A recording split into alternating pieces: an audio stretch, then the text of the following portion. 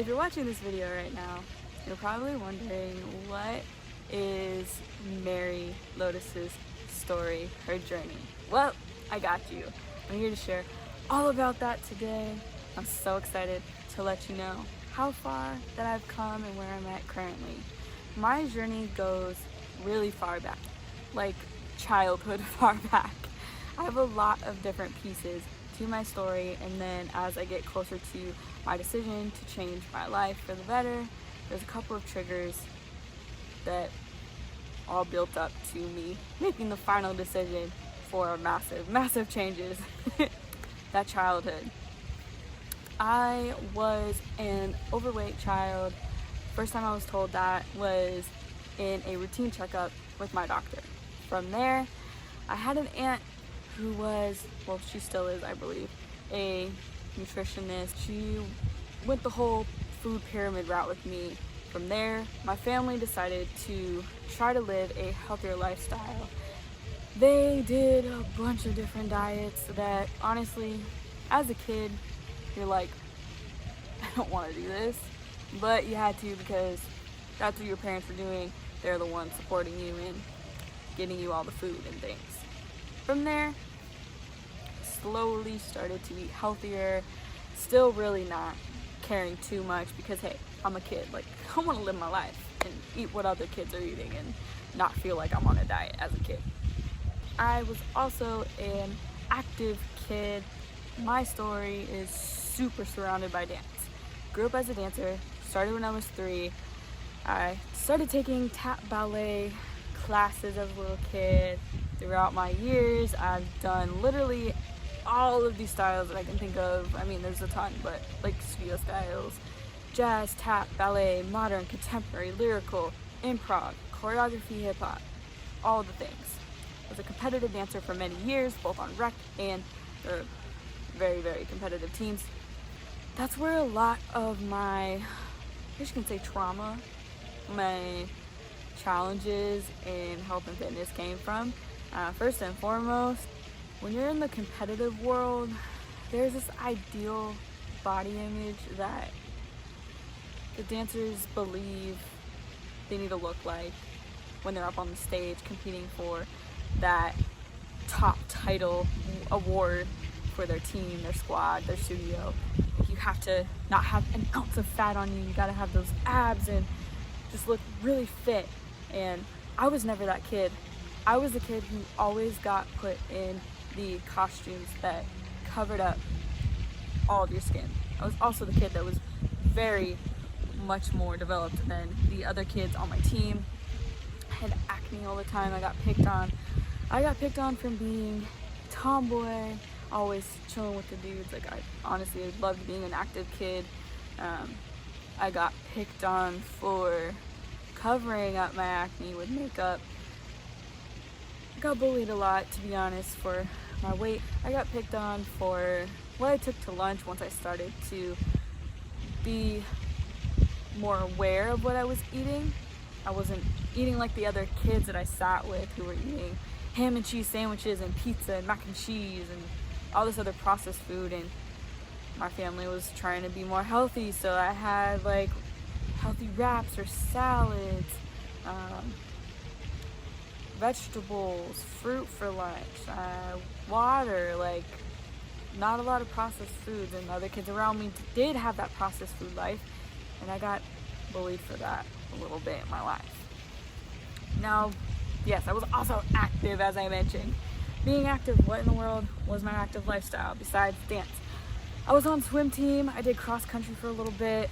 I ran around triathlons as a kid. Like, my mom pushed those 100%. I was always doing those.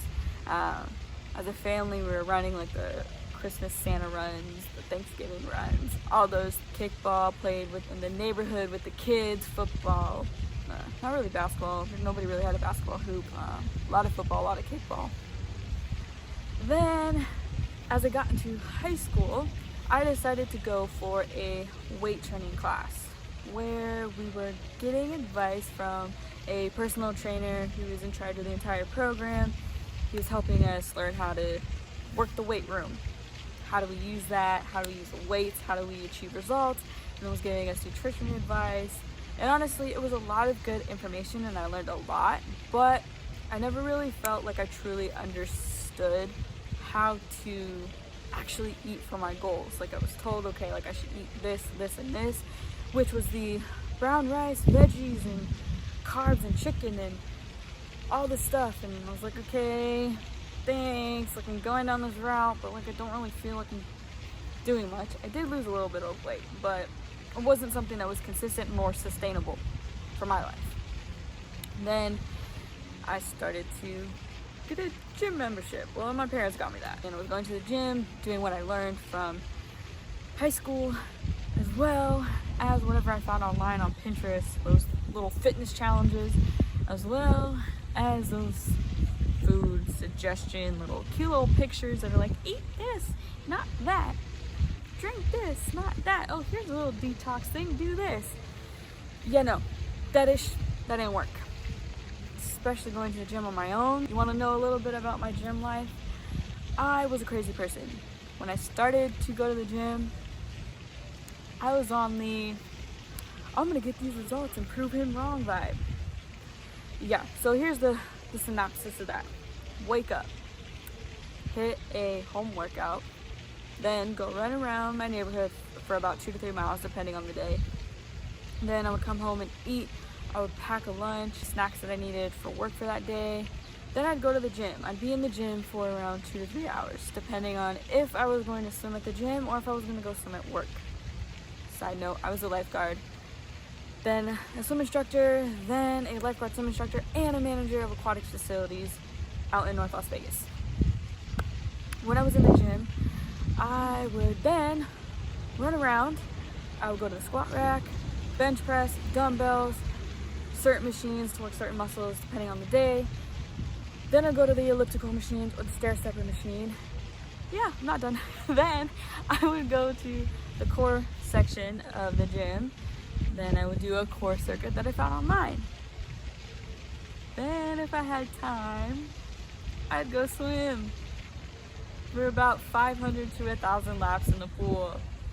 Yes, I was freaking crazy. Then I would go to work. If I didn't swim at the gym, I was swimming at work. Then I would go home and I would train for dance because I changed my lifestyle and went into the hip hop community here. And I knew I needed a training session in freestyle and in popping because those are the two main styles that I was training in.